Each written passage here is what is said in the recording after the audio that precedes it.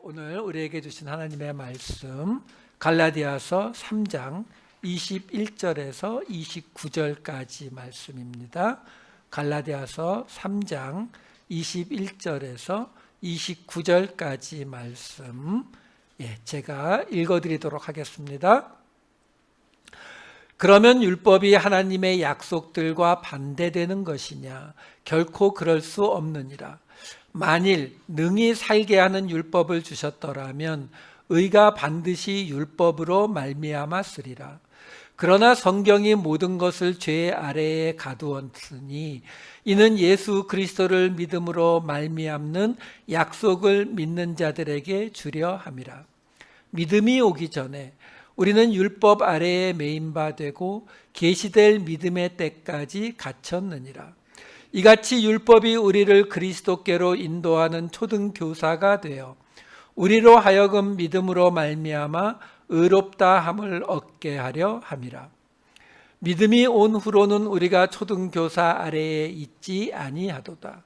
너희가 다 믿음으로 말미암아 그리스도 예수 안에서 하나님의 아들이 되었으니 누구든지 그리스도와 합하기 위하여 세례를 받은 자는 그리스도로 옷 입었느니라. 너희는 유대인이나 헬라인이나 종이나 자유인이나 남자나 여자나 다 그리스도 예수 안에서 하나이니라. 너희가 그리스도의 것이면 곧 아브라함의 자손이요 약속대로 유업을 이을 자니라. 아멘. 갈라디아서의 가장 핵심에 해당되는 말씀이 계속되고 있습니다. 다음 주까지 이 갈라디아서의 가장 중심부를 지나갑니다. 우리가 지난주에는 아브라함의 언약을, 그렇죠?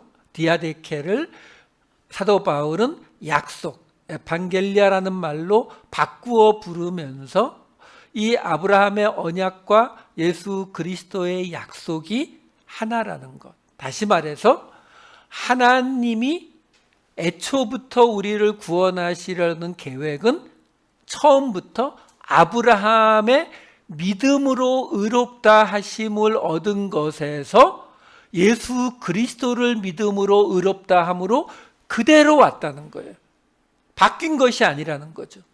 그러니까 아브라함의 언약과 예수 그리스도의 약속이 같은 것이다. 애초부터 믿음으로 의롭다 함을 받는 것이다. 똑같다는 거예요. 자, 그럼 뭐가 문제가 되는 거예요? 지금 이 모든 이슈가 어디서 생겼어요? 율법도 지켜야 한다는 이방인 그리스도인들 때문에. 그렇죠? 그러니까 율법도 우리가 예수를 지금 이 청취자가 율법을 지켜야 한다라고 주장한 거는 유대인 그리스도인들. 그렇죠? 그 말을 듣고 그런가벼 하고 있는 것이 이방인 그리스도인들이에요. 다시 말해서 둘 다 예수를 믿은 사람들이라고요. 그러니까 예수를 믿은 그 사람들에게 지금 왜 율법을 지킬 필요가 없는가를 설명하는 거거든요. 그래서 지금 그 이유가 지금 지난주에 본 게 아브라함도 믿음으로 구원을 받았고 예수님이 지금 말씀하시는 것도 믿음으로 구원을 받지 않았느냐. 그러니까 그대로 똑같은 거다. 율법은 없다. 이 이야기거든요. 그래서 지난주에 나왔던 사도 바울이 무슨 이야기 했어요? 중보자가 하나가 아니라 둘이라고 했잖아요. 모세와 예수님. 그렇죠? 근데 하나님은 하나. 결국 하나님이 원하시는 하나님의 말씀은 한 가지밖에 없는데 예수와 모세 어느 쪽이 맞느냐? 근데 이걸 누가 듣고 있다고요? 유대인 그리스도인들, 이방인 그리스도인들, 예수를 믿은 사람들. 쉽게 말하면 당신들이 지금 예수 믿었잖아. 근데 모세와 예수님의 율법과 이 믿음 구원은 서로 다른데 하나님은 둘 중에 하나밖에 한 분이니까 하나밖에 없는데 그럼 어느 쪽을 선택할 거야? 이쪽이 맞잖아. 지금 이 말을 한 거거든요. 자, 문제는 거기에 따라오는 질문이 있을 수밖에 없죠. 아니, 그러면 그래, 아브라함도 믿음으로 예수님도 믿음으로 의롭다함을 얻게 되었다라면은 그럼 도대체 율법은 왜 들어가 있는 건데? 이게 당연히 따라오는 질문이 되는 거잖아요. 그래서 오늘 읽은 본문 맨 앞에 있는 3장 21절에 어떻게 지금 사도 바울이 말해요? 그러면 율법이 하나님의 약속들과, 지난주에 말씀드렸어요. 약속이라는 말은 항상 그리스도를 믿는 약속을 말하는 거예요. 아브라함의 언약과 비교해서. 그러니까 율법이 예수를 믿고 구원받는다는 그 약속과 그럼 반대된다는 거냐? 지금 모세와 예수님을 비교해 놓고 예수님 쪽에다가 힘을 실어주게 되면, 그러면 율법은 이 복음과 반대된다는 것이냐라고 하는데 결코 그럴 수 없느니라 이렇게 나오잖아요. 아니라는 거죠. 반대되는 거 아니야. 그러면 당연히 따라오는 질문이, 그러면 뭔데요? 율법이 도대체 우리의 구원에 어떤 역할을 하기에 하나님이 거기다가 두셨느냐? 이게 당연히 따라오는 질문이 되지 않겠어요? 그 질문에 대한 대답도 지난주에 있었죠. 3장 19절에 뭐라고 나왔었어요? 그런즉 율법은 무엇이냐? 범법함으로 더하여진 것이라. 더하여졌다. 추가로 된 거다. 하나님의 구원은 아브라함의 믿음에서 예수를 믿는 믿음으로 구원받는 것 똑같은데 거기에 추가로 부록으로 붙어서 온 건데 그 온 이유가 뭐냐면 범법하기 때문에, 너희가 죄를 짓기 때문에 이게 추가로 더해진 것뿐이다 라고 지금 설명을 했다라는 거죠. 자, 여기서 우리가 한 가지는 분명히 하고 가야 돼요. 사도 바울은, 우리는 흔히 우리 지난 금요일 날 우리 이 목사님 야고보서 설교하셨는데, 로마서나 갈라디아서가 믿음으로 구원받는 이야기다라고 하면은 야고보서는 행위로 구원받는 이야기다라고 보통 해석을 하면서 믿음과 행위가, 율법이 어떻게 하나가 될 수 있느냐 이걸 따지게 되거든요. 근데 지금 사도 바울이 분명히 뭐라고 이야기합니까? 믿음과, 아브라함의 믿음, 예수를 믿는 이 믿음과 율법은 대척점에 있는 게 아니라니까요. 율법은 뭐라고요? 부록으로 붙었다니까요. 메인 라인이 믿음으로 구원받는 건 처음부터 바뀐 적이 없는데 지금 율법은 거기에 부록으로 추가로 붙어 들어간 건데, 그 들어간 이유는 우리가 죄를 자꾸 짓기 때문에 그렇다라는 거예요. 이거에 대한 설명이 로마서에 잘 나와 있어요. 로마서에는 이 부분만 가지고도 거의 4장에 걸쳐서 설명을 하고 있어요. 그건 로마서 갈 때 자세히 설명하기로 하고요. 로마서 몇 절, 지난주에 읽기만 했던 절들을 보면서 다시 설명을 잠깐 해드릴게요. 로마서 3장 20절 보면은 율법의 행위로 그의 앞에 의롭다 하심을 얻을 육체가 없나니 율법으로는 죄를 깨달음이라. 지금 율법이 들어온 이유가 뭡니까? 지금 부록으로 추가로 들어온 이유가 뭡니까? 로마서 3장 20절은 죄를 깨닫게 하기 위해서다라고 설명하죠. 5장 13절은 죄가 율법 있기 전에도 세상에 있었으나 율법이 없었을 때에는 죄를 죄로 여기지 아니하였느니라. 그러니까 이 두 절은 지금 율법을 통해서 우리가 죄를 깨닫게 되었다. 그러니까 율법의 용도는 우리가 죄를 알게 하고 깨닫게 하는 용도였다라고 설명을 한 거예요. 문제는 로마서 5장 20절이에요. 조금 복잡해요. 율법이 들어온 것은 범죄를 더하려 하게 함이라. 그러나 죄가 더한 곳에 은혜가 더욱 넘쳤나니. 여기에 율법이 들어온 것은 이라고 번역이 되어 있는 파레이셀코마이라는 헬라어 단어는 그냥 들어오다가 아니라 살그머니 들어오다, 몰래 들어오다 이런 뜻이에요. 추가로 들어오다. 이 단어가 신약 성경에 딱 2번 사용됐어요. 여기에 하나 사용되고 또 하나가 갈라디아서 2장 4절에 이렇게 사용됐어요. 이는 가만히 들어온 거짓 형제들 때문이라. 그들이 가만히 들어온 것은 요거예요. 그러니까 지금 사도 바울은 이 로마서 20장에서도 똑같은 관점을 유지하고 있어요. 율법은 어떤 거라고요? 이 로마서 5장 20절 다시 보여주세요. 율법은 들어왔는데 어떻게 들어왔다고요? 가만히 추가로 들어온 거라고요. 애초부터 하나님의 메인 구원 라인하고 상관이 없이 우리의 죄성 때문에, 범법함 때문에 추가로 들어온 건데, 문제는 거기에 따라오는 말이 오해를 사는 말이죠. 율법이 그렇게 몰래 가만히 들어온 것은 범죄를 더하게 하려 함이라. 이게 그냥 읽으면은 어떤 뉘앙스가 돼요? 율법이 와서 우리한테 죄를 지어 하고 이렇게 뭐라고 하죠? 이게 갑자기 말이 생각이 안 나요. 예. 부추긴다. 예, 맞아요. 고맙습니다. 예, 죄를 부추긴 것 같은 그런 느낌을 주잖아요. 근데 여기 지금 범죄를 더하게 한다, 여기 더하다라고 나오니 플레오나저라고 하는 단어에는 그러니까 이 증가하다, 많게 하다의 뜻도 있지만 풍부하다의 뜻도 있어요. 그러니까 영어 성경을 보면은 거의 반은 abound, 한 반은 increase. 그러니까 풍부하게 했다, 반은 증가시켰다. 그러니까 무슨 말이냐면 주어가 죄잖아요, 죄. 그러니까 율법이 가만히 들어온 거는 죄를 풍부하게 했다. 그러니까 율법이 들어와서 우리가 죄를 더 짓게 만들었다는 의미가 아니라 죄를 훨씬 더 종류가 많게 구체화시켰다라는 뜻이에요. 자, 그러면 그 이야기가 그래서 어떻게 따냐면 죄가 더한 곳에 은혜가 더욱 넘쳤다. 이렇게 지금 이야기가 지금 끝나거든요. 요거는 잠깐 마음속에 두세요. 그러니까 죄가 율법이 가만히 들어온 것은 죄를 훨씬 더 풍부하게 했다. 죄를 훨씬 더 구체화시켰다. 이 정도로 지금 마음속에 두고 조금 이따 다시 나오니까요. 그리고 그 다음으로 넘어갑시다. 자, 오늘 본문 21, 22절을 다시 볼게요. 합해서. 자, 그러면 율법이 하나님의 약속들과 반대되는 것이냐? 결코 그럴 수 없다. 요거까지는 우리가 봤어요.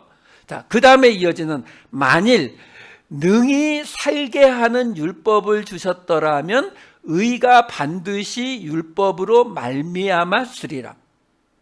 자, 이 말은 뭐예요? 율법은 살게 하지 못한다라는 말이죠. 여기 살게 하는 이라고 이 번역이 되어 있는 이 조포이에오라고 하는 이 단어는요, 사도 바울이 아주 이 단어를 확실하게 씁니다. 어떻게 쓰냐면 그리스도로 인해서 사람이 살아나는 거, 죽을 우리가 살아나는 경우에만 이 단어를 써요.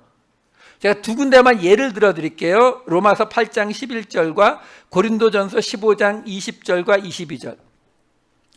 자, 8장 11절 보시면은 예수를 죽은 자 가운데서 살리신이라고 나오잖아요. 이건 지금 누굴 살렸다는 거예요? 예수님을. 그렇죠? 그러니까 이거는 에게오라고 하는 다른 단어예요. 살리신 이의 영이 너희 안에 거하시면 그리스도 예수를 죽은 자 가운데서 살리신, 이건 누구 살렸다는 거예요? 이것도 예수님 살렸다는 거잖아요. 이것도 똑같은 에게오라는 단어예요. 그 살리신 이가 너희 안에 거하시는 그의 영으로 말미암아 너희 죽을 몸도 살리시리라. 이건 누구 살렸다는 거예요? 우리. 그렇죠? 이게 조포예오예요. 자, 고린도전서 15장 20절과 22절도 똑같아요. 20절, 그러나 이제 그리스도께서 죽은 자 가운데서 다시 살아나사. 이건 예수님 살아났다는 거잖아요. 이거 에게오예요. 첫 열매가 되셨도다. 아담 안에서 모든 사람이 죽은 것 같이 그리스도 안에서 모든 사람이 삶을 얻으리라. 이게 조포예오예요. 그러니까 사도 바울은 예수님이 다시 살아나신 것은 일어나다의 뜻을 가진 이 에게오라는 단어를 쓰고, 그 예수님으로 인해서 우리가 살아난 거에는 이 조포예오라는 단어를 쓴다고요. 그러니까 그 말은 뭐냐면 지금 금방 보았던 3장 21절에 나왔던 만일 능히 살게 하는 율법을, 이거는 누구? 우리를 살게 하는 율법을 주셨더라면, 그러면 의가 율법으로 말미암았을 것이다. 무슨 말이냐면 여러분 여기가 우리가 일반적으로 알고 있는 거하고 좀 다른 이야기가 나와요. 무슨 말이냐면 우리는 율법을 통해서 우리가 구원을 받지 못하는 이유가 뭐라고 알고 계세요? 그 누구도 우리가 율법을 다 지키지 못하기 때문에 우리는 율법을 통해서 구원을 받지 못한다. 지금 여기 나온 말로 하면은 율법을 통해서 우리가 생명을 얻지 못한다. 살게 되지 못한다. 우리는 이렇게 많이들 알고 있거든요. 근데 사도 바울은 여기서 지금 그렇게 말하고 있지 않아요. 무슨 말이냐면 지금 율법은 애초부터 살게 하는 능력이 없다라는 거예요. 그러니까 율법을 다 지켜도 율법은 우리를 살게 하지 못한다라는 거예요. 왜? 지금 계속 하는 이야기가 뭐예요? 하나님이 우리를 구원하시는, 하나님이 우리를 살게 하시는, 하나님이 우리에게 생명을 주시는 유일한 방법은 뭐라고요? 아브라함의 때로부터 믿음으로 의롭다함을 받는 거예요. 예수님도 마찬가지. 그러니까 그거는 한 번도 바뀐 적이 없다는 거예요. 근데 율법을 다 지키면 구원을 받는다? 근데 여러분 한번 생각해 보세요. 정말로 율법을 다 지킨 사람이 지난 몇천 년 동안 한 명도 없었을까요? 그럴 거라고 생각하세요? 아니, 지금 우리가 살고 있는 이 미국도 마찬가지고 뭐 한국도 마찬가지고 뭐 제가 법에 대해서 전혀 모르니까 뭐 그냥 생각나는 거는 뭐 형법, 민사법, 뭐 이민법, 뭐 무슨 법 있는데 여러분들 그 법 굉장히 많을 거 아니에요, 그렇죠? 근데 그 중에 많이 어기세요? 아니 율법이 뭐 몇백, 600개가 넘고 뭐 몇천 개가 넘고는 그건 의미가 별로 없다니까요. 아니 지금 우리가 살고 있는 이 땅에서도 법이 아마 수천 수만 개가 되겠죠. 그러니까 법을 잘 아는 변호사들이 돈 많이 벌잖아요. 근데 우리가 그 많은 법들 다 지키고 있지 않아요? 나도 찔려요. 스피드 티켓 옛날에 좀 뛰었어요. 근데 우리가 알다시피 유대교의 역사를 보면 또 이 기독교의 지난 2000년 역사를 보면 어떤 사람도 수도원에 처박혀서 평생 살아가는 사람도 있잖아요. 여러분 오해하시면 안 돼요. 무슨 말이냐면 지금 신약으로 와서는 예수님이 뭐라고 하셨어요? 마음으로도 간음하지 말라 그랬죠? 그렇죠? 마음으로도 탐심을 갖지 말라 그랬잖아요. 이렇게 되면은 다 못 지키는 거 맞아요. 어떻게 마음으로도 안 되겠어요. 그렇죠? 근데 유대교는 그게 아니잖아요. 유대교는 안 훔치면 되는 거예요. 마음속으로 탐심을 갖고 있든 안 갖고 있든 율법은 그걸 따지지 않는다고요. 그렇다면 수도원 같은 데 처박혀서 그리고 여러분 2000년, 3000년 전에 그 이스라엘의 그 광야가 대부분인 그 땅에서 뭔 죄를 지을 게 뭐가 그렇게 많았겠어요? 그 말은 뭐냐면 율법을 다 지킨 사람이 우리가 그냥 자신 있게 없다라고 못한다니까요. 우리가 그걸 자꾸 자신 있게 율법을 다 지키는 것은 불가능하다라고 우리가 생각하는 이유가 뭐냐면 우리가 가지고 있는 이 도교와 불교의 전통 때문에 우리는 뭐예요?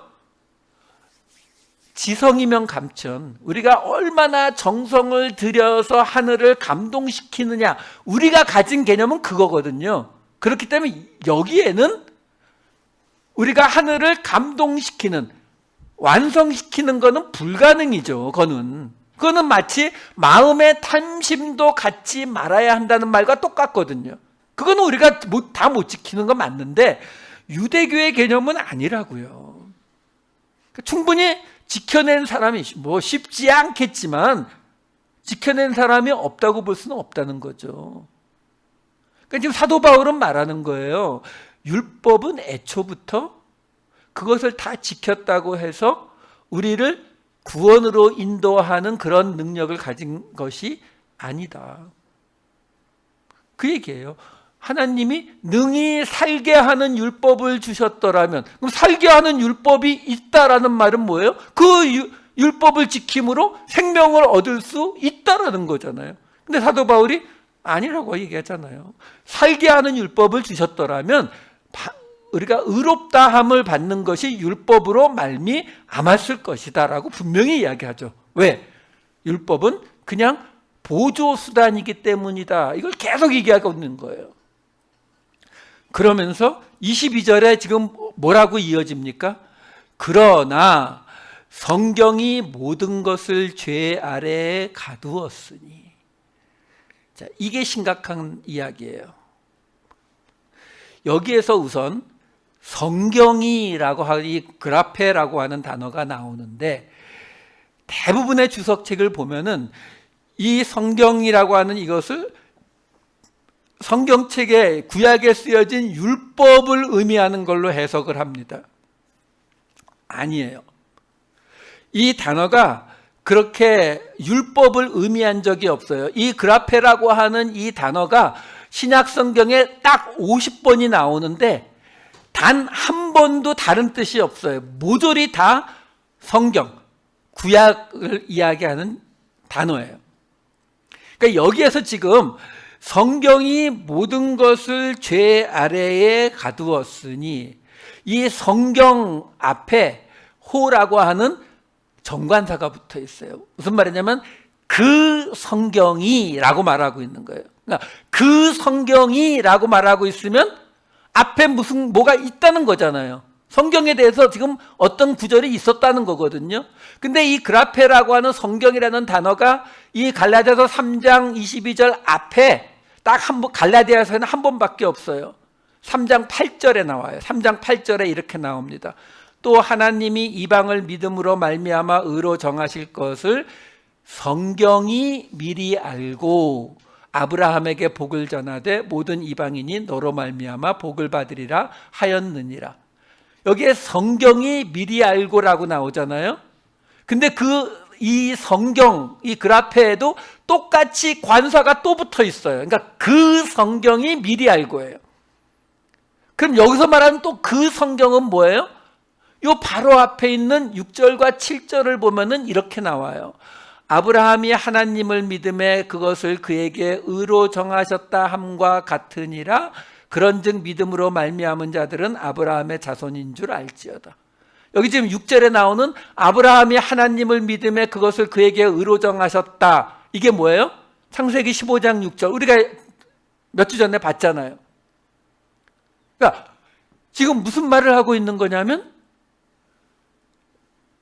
오늘 보면 이 3장 갈라디아서 3장 6절에서 창세기 15장 6절을 인용하면서 아브라함이 하나님을 믿음에 그것을 그에게 의로 정하셨다 함과 같으니라 라고 말했는데 그 바로 밑에 8절에서 8절 다시 한번 보죠.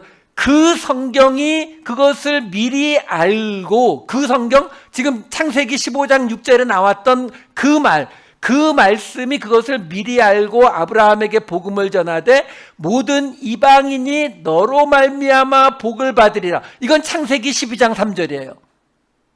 이것도 우리가 몇 주 전에 똑같이 본 거예요. 이거를 지금 보았던 갈라디아서 3장 22절에 받고 있는 거예요. 그러나 그 성경이, 그러니까 뭐예요? 지금 여기서 말하는 그 성경은 작게 말하면 창세기 15장 3절과 창세기 12장 3절 인용된 앞에 있는 그 두 개, 그러니까 작게 말하면 창세기, 크게 말하면 구약 전체, 이렇게 되는 거예요. 그러니까 그 성경이 모든 것을 죄 아래에 가두었다. 이게 무슨 말이냐면요. 창세기라고 보셔도 되고 구약 전체로 보셔도 되는데, 자, 창세기가 뭐가 문제가 되냐면 성경의 맨 시작부터 성경이 모든 것을 죄 아래에 가두었다라고 지금 말하고 있는 거예요. 이게 무슨 말이에요? 모든 것을 죄 아래에 가두었다. 한마디로 말씀드리면 성경이 창세기부터 모든 것을 다 죄로 간주한다라는 거예요. 그래서 심각한 이야기인 거예요.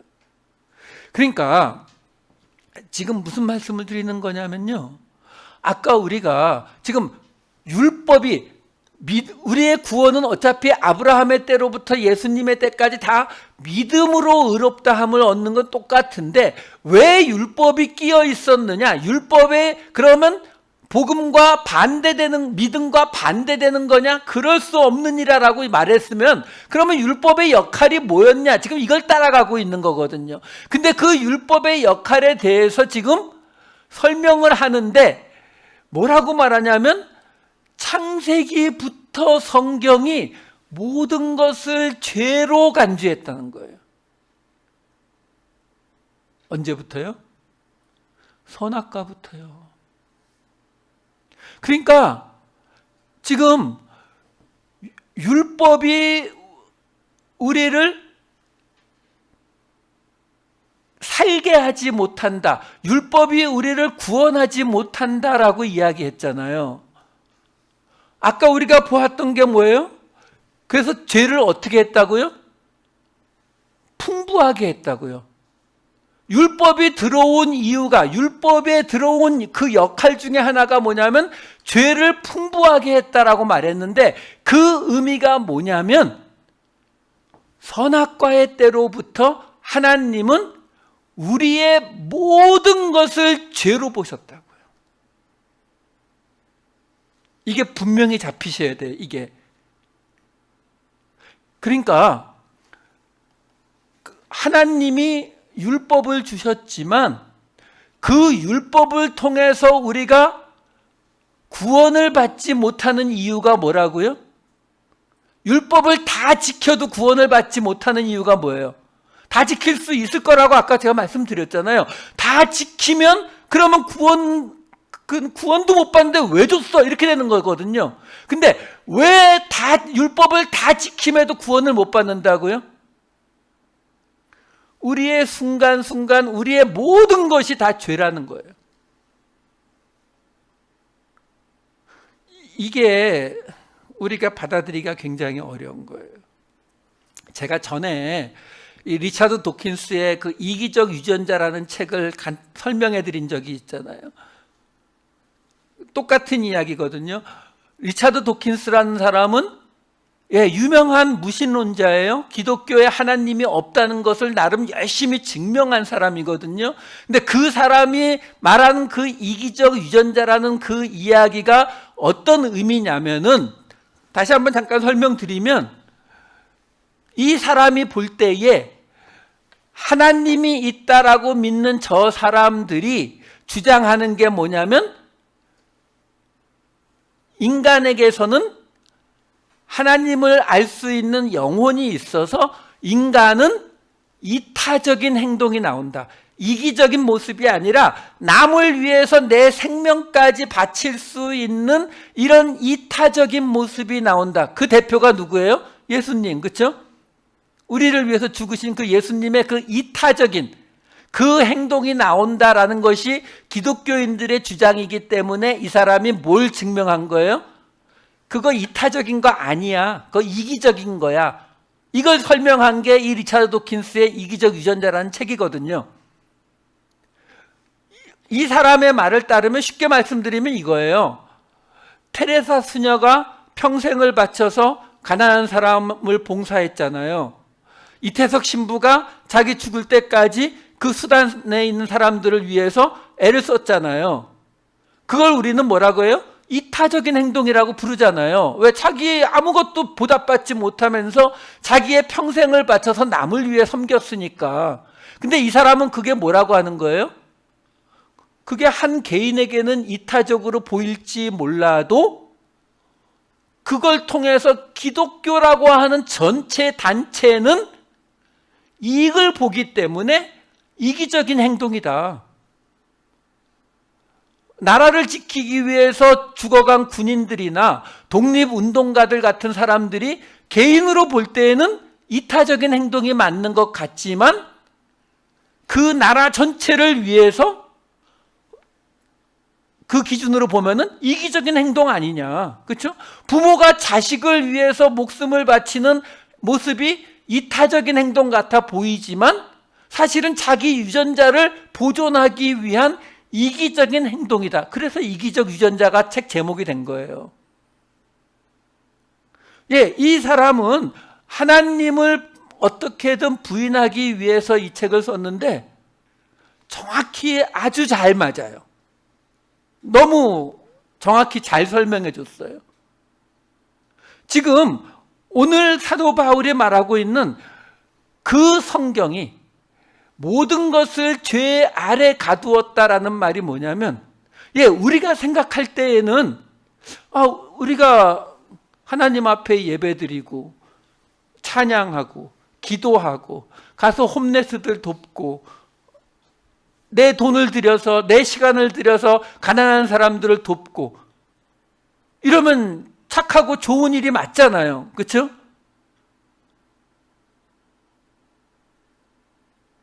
근데 리차드 도킨스의 말에 따르면, 사도 바울의 말에 따르면 아니라는 거죠. 다 죄라는 거예요. 왜요? 여러분, 죄가 뭐예요?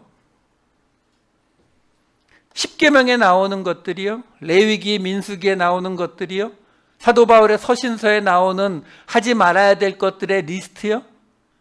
그럼 거기 안 나오는 걸 해도 됩니까? 어떤 게 죄인데요? 여러분, 성경이 말하는 죄는요, 하나님을 떠난 모든 게 죄예요. 선악과를 따먹은 이후에 우리에게 남은 게 뭐예요? 선악을 판단하는 일에 하나님같이 됐어요. 우리 기준으로 선악을 판단한다고요. 우리 생각에는 이거는 좋은 일이고 우리 생각에는 이거는 착한 일이라고 생각해서 한단 말이죠. 어떤 기준으로요? 우리 기준으로요. 근데 하나님이 그래도 뭐 예배드리고 찬양하고 가난한 사람 돕고 고아와 과부를 돌보는 거는 하나님이 하시라고 한 거 맞잖아요. 예, 맞아요. 나쁜 일이라는 말이 아니에요. 근데 그거는 우리가 가진 죄의 기준이에요. 죄는요, 하나님을 떠난 게 죄고요. 우리는 하나님을 언제 떠났는지 아세요? 예, 에덴 동산에서 쫓겨날 때요. 우리는 그때 이미 떠났어요, 하나님을요. 그러니까 우리의 모든 것이 죄라고요. 그러니까 이게 우리가 쭉 살아오다가 율법이 주어지면서 요거 내가 하던 것 중에 내가 일주일 동안 100가지 일을 했는데 그 중에 10가지, 15가지가 죄네라고 죄를 깨달았다는 의미가 아니라 우리는 하나님이 보시기에는 선악과 때로부터 지금까지 계속 죄를 짓고 있었다고요. 근데 그 중간에 하나님이 율법을 주셔서 그나마 그 중에 몇 개를 죄라고 하는 타이틀로 묶어두신 거예요. 이 죄의 개념을 우리가 가지고 계셔야 돼요. 자, 그리고서 이 뒤는 이는 예수 그리스도를 믿음으로 말미암는 약속을 믿는 자들에게 주려 함이라로 이 22절이 끝나요. 무슨 말이냐면 예수 그리스도가 오셔서 믿음으로 말미암는 약속이 뭐예요? 믿음으로 말미암아 살게 되는 것, 생명 얻는 것, 구원받는 것이잖아요. 근데 그 예수 그리스도를 믿음으로 말미암는 약속을 믿는 자들에게 주려 한다. 그 말은 뭐예요? 그 전에는 생명을 얻을 길이 있다 없다? 아예 없다. 아예 없다. 왜? 선악과의 때로부터 모든 것이 죄기 때문에, 모든 것을 죄 아래에 가두었기 때문에 우리는 예수 그리스도를 믿는 믿음으로 말미암는 그 약속이 아니면은 아예 단 0.0001%의 가능성도 없다. 이걸 지금 이야기하는 거예요. 조금 이따 다시 한번 나옵니다. 자, 그리고 3장 23절로 넘어가 볼게요. 믿음이 오기 전에 우리는 율법 아래에 매인바되고 계시될 믿음의 때까지 갇혔느니라. 자, 여기서 우리가 자꾸 율법을 믿음의 대척 반대 개념으로 자꾸 해석을 하니까 여기서 번역도 율법 아래에 매인바되었다라고 번역이 되는데 이거는 아예 번역이 잘못됐어요.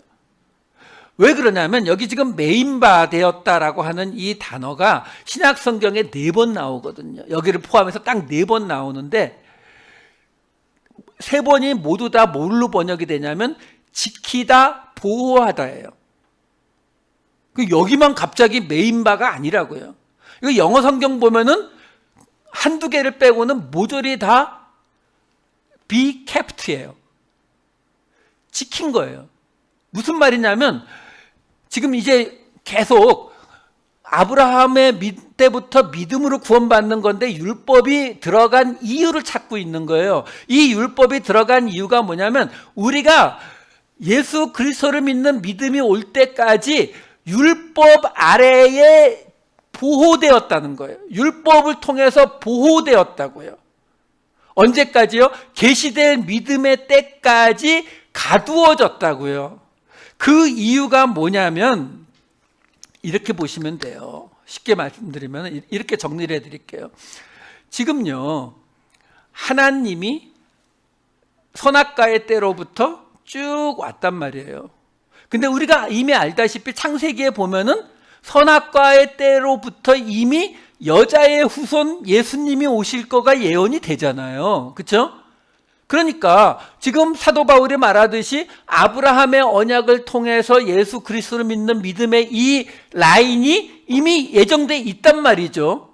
자, 근데 한 가지 문제가 있어요. 어떤 문제? 예수님이 오실 때까지 이스라엘, 유대인들이 버텨줘야 돼요. 예수님이 오시기 전에 이미 유대인도 이스라엘도 다 날아가 버려서 없어지면은 그러면 예수님은 로마 사람으로 오든지, 그렇죠? 헬라 사람으로 오든지 이집트 사람으로 와야 되잖아요.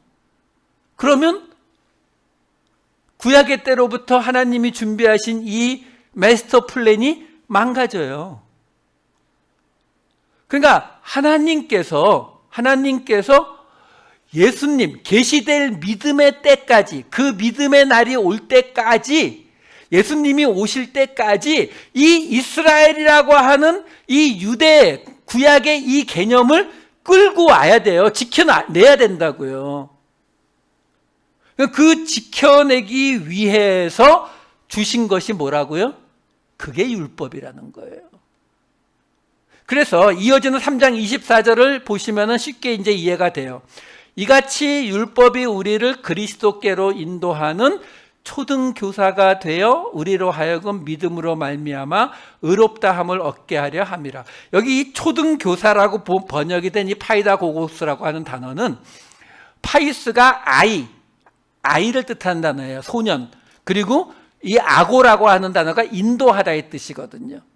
그래서 이 단어는 초등교사라는 번역은 안 맞고, 옛날에 귀족의 어린 아이가 있으면은 그 아이를 따라다니면서 보호도 하고, 그리고 뭐 선생님한테 데려가고 이런 역할을 하는 일종의 가디언 같은, 유모라고 하긴 좀 뭐하고, 그래서 대부분 이 파이다고고스라고 하는 이 단어가 이 당시 다른 문헌들을 보면은 노예에게 사용된 단어예요.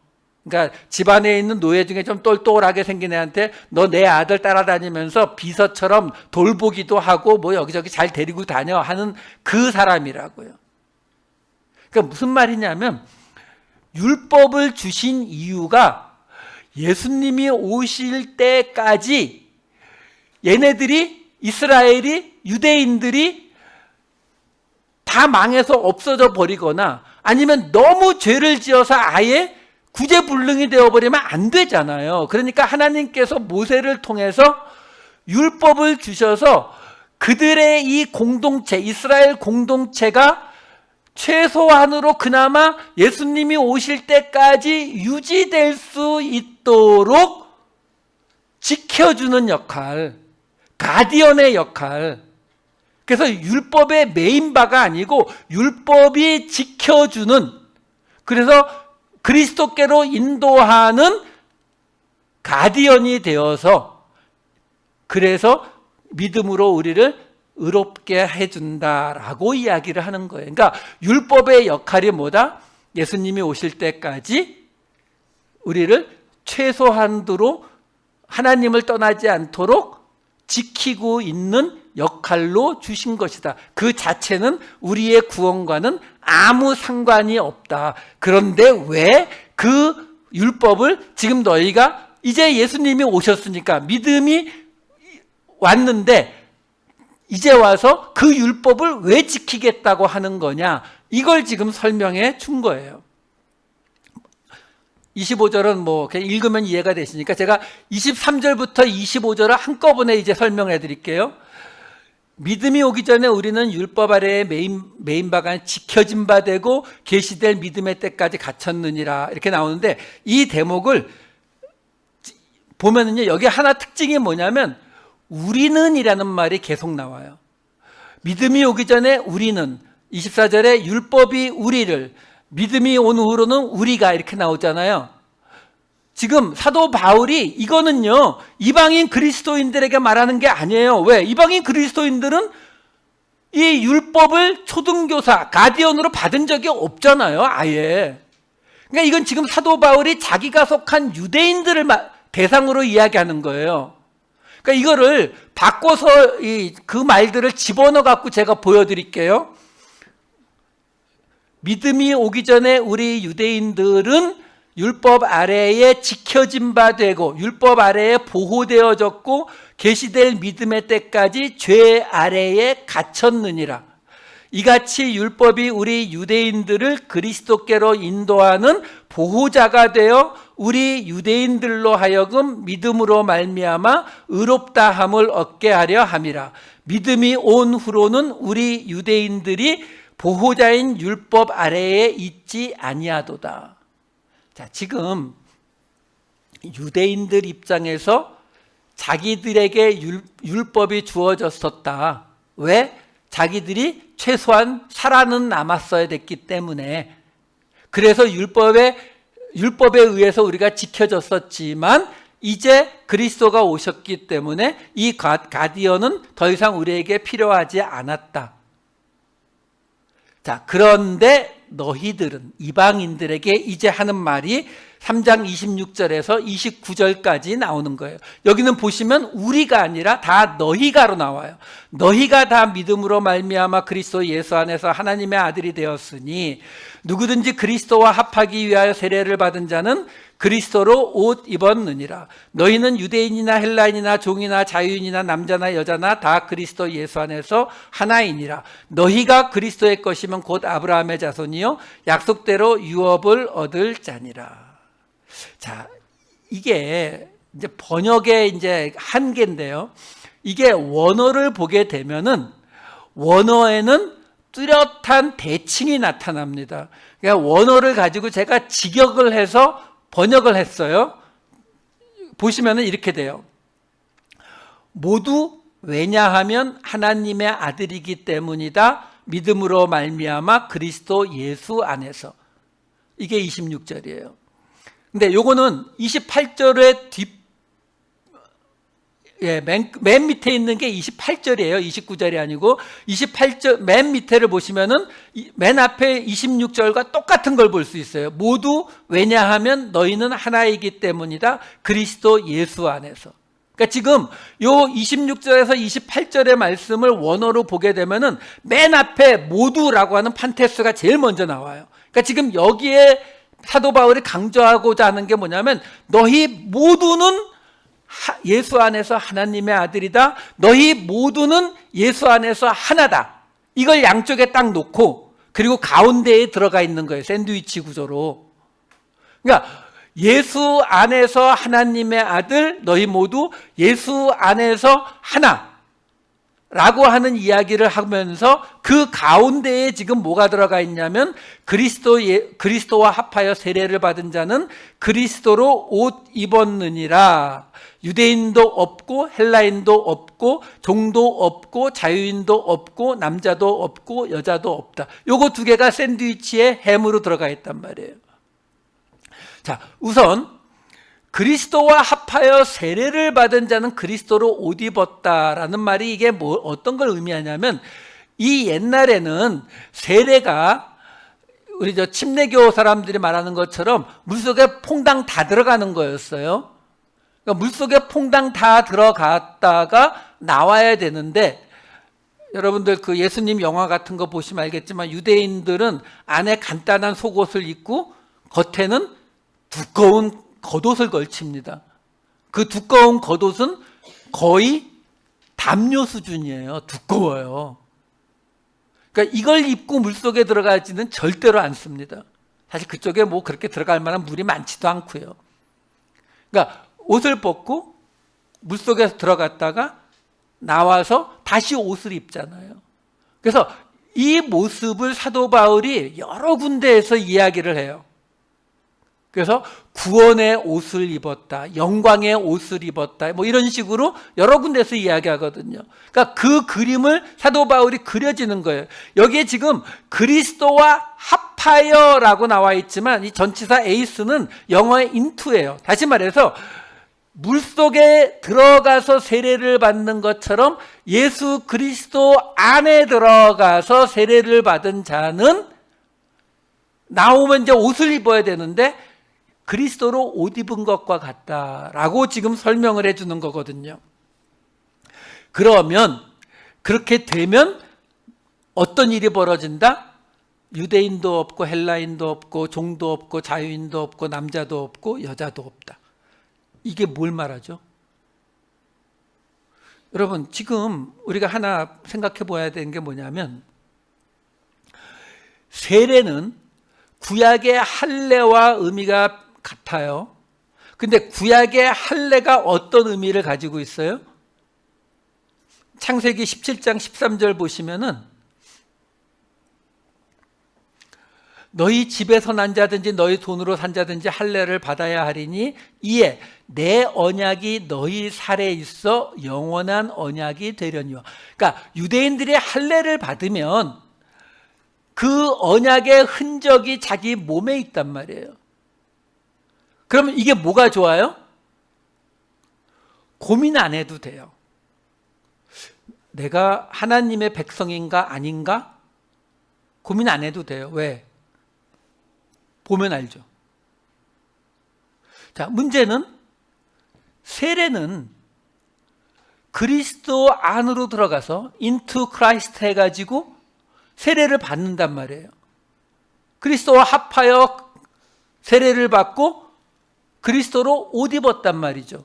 근데 보여요, 안 보여요? 안 보여요. 이게 우리를 힘들게 하잖아요. 하나님 믿으세요?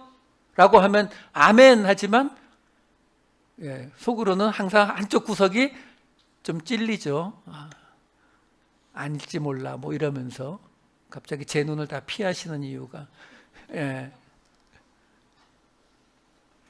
근데 지금 오늘 이 갈라디아서 3장 26에서 28절을 보시면 뭐라고 나오냐면, 예수 안에서 하나님의 아들이다, 예수 안에서 하나다 라고 말하면서 안에 세례를 받은 그리스도와 옷 입은 자, 그리고 또 하나가 뭐예요? 반대편에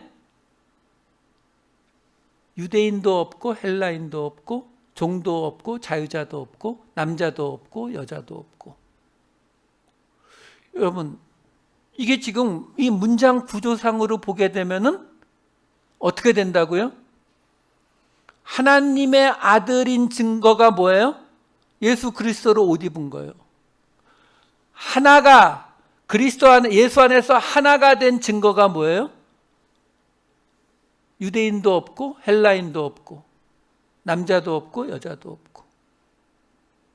결국 그리스도 예수 안에서 있는 사람의 증거가 그리스도로 옷 입고 유대인도 없고 헬라인도 없고.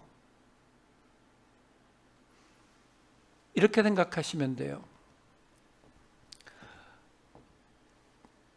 예를 들어서 제가 IQ가 한 80밖에 안 되는데 어느 날 천사가 나타나서 내 IQ를 200으로 올려주겠다라고 말했어요.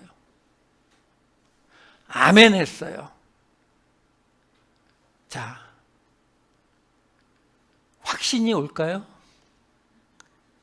아니, IQ 80이 갑자기 200이 됐다. 증거가 없죠. 그러면 어떻게 확인해 봐야 돼요? 가서 문제 풀어봐야죠. 그렇죠? 옛날에는 한 문제도 못 풀었는데 갑자기 10문제를 쫙 정답을 적었다. 아, 정말 내가 IQ 200이 됐구나. 이렇게 되는 거잖아요. 그렇죠? 근데 거꾸로 돼야 안 돼요. 문제를 10개를 다 풀었으면은 IQ가 180에서 200으로 올라갔다는 증거가 돼야 안 돼요. 아니죠. 뭐 본래 그런 사람도 있잖아요. 얘가 잘 안 좋았나? 별로 표정에 변화가 없네요. 그러니까 제 스타벅스 카드에 우리 권사님이 100불을 넣어주셨다고 쳐요. 증거가 있어요, 없어요? 확인돼요, 안 돼요? 안 돼요. 아무리 들여다보셔도 모른다고요. 확인하려면 어떻게 해야 돼요? 스타벅스에 가서 커피 사보셔야 되죠.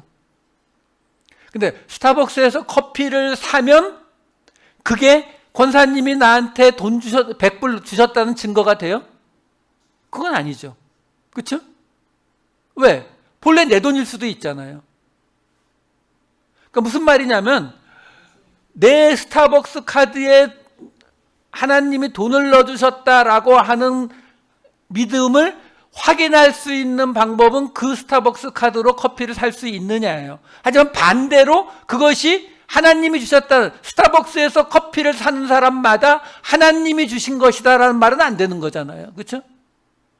다시 말해서 우리가 지금 이 이야기에 두 가지 이야기를 하고 있다고요. 하나님의 아들, 예수 안에서 하나님의 아들이다라고 이야기하는데 그것이 그리스도와 합하여 세례를 받고 그리스도로 옷 입은 것이다 라고 말하는 것이고, 예수 안에서 하나가 되었다라고 말하면서 유대인도 없고 헬라인도 없고 하는 이야기를 하는 거란 말이죠. 그러면 이 둘이 반을 가르게 되면은 우리가 예수 그리스도와 합하여 세례를 받고 그리스도로 옷 입은 증거가 뭘로 확인된다고요?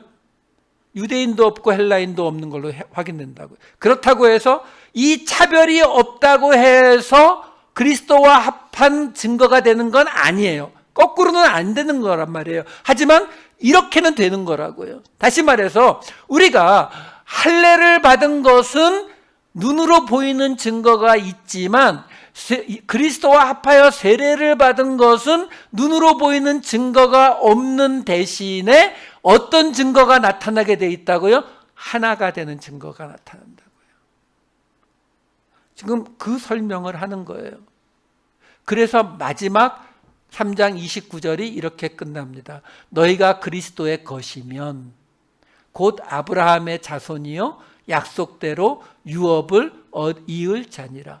지금 사도 바울이 이 이방인, 마지막으로 이방인 그리스도인들에게 너희가 하면서 무슨 이야기를 하는 거예요?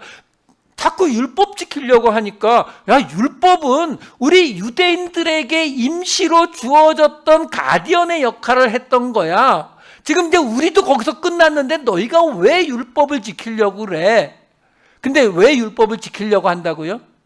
예수를 믿는데 왜 율법을 지키려고 해요? 안 지키면은 지옥 간다고 해서요? 아니요. 계속 말씀드리잖아요. 율법을 지키는 게 우리가 더 좋아한다니까요. 여러분 뭐 매일 새벽 기도 나오라고 하고 뭐 이거 해라 저거 해라 하면은 성도들이 싫어할 것 같지만 그걸 훨씬 좋아해요. 왜? 매일 새벽 기도 나오는 동안에는 불안감이 없어지거든요. 내가 지금 100일째, 내가 지금 3년째 새벽 기도를 한 번도 안 빠지고 있는데 우리 교회에서 내가 새벽 기도 한 번도 안 빠진 건 나밖에 없어. 적어도 하나님이 우리 교회에서 누군가를 구원한다면 나는 1순위야. 이게 우리에게 뭘 준다고요?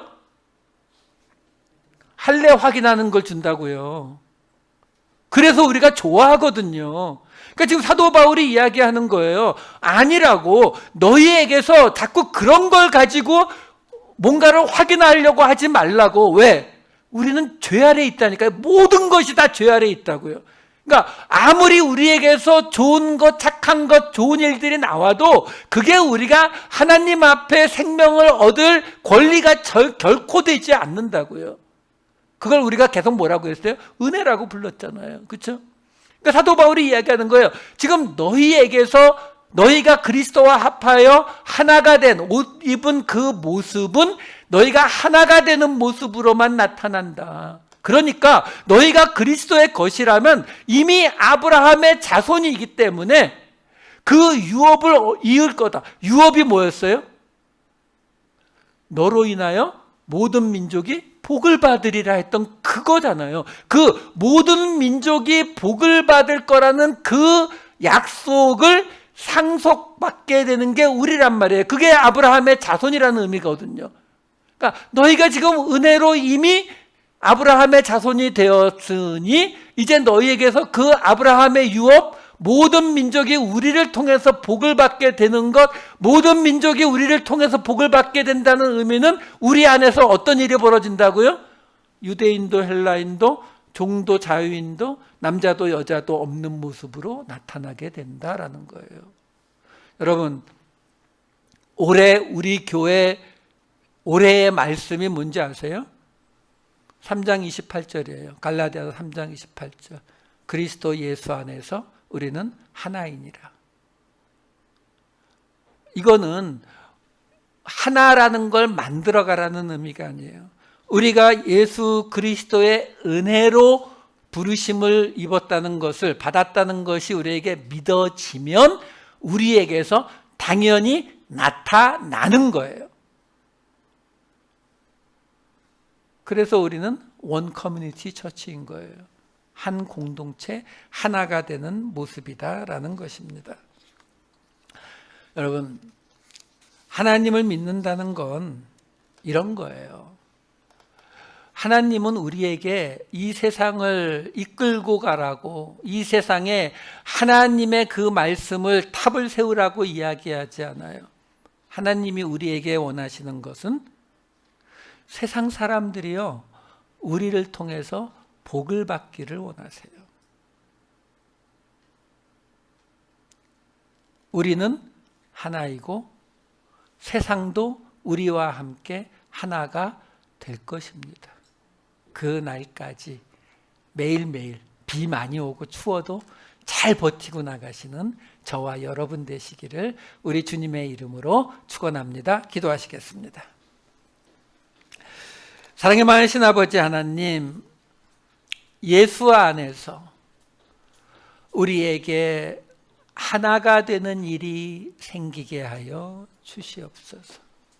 우리만이 아니라 남들에게도, 이웃들에게도, 이 추운 날씨에 떨고 있는 힘든 사람들에게도 우리가 하나가 되어줄 수 있는, 복의 근원이 될 수 있는, 아브라함의 유업을 이을 수 있는 예수 그리스도의 상속자 되게 하여 주시옵소서. 감사드리옵고 이 모든 말씀 우리 주 예수 그리스도의 이름으로 기도하옵나이다. 아멘.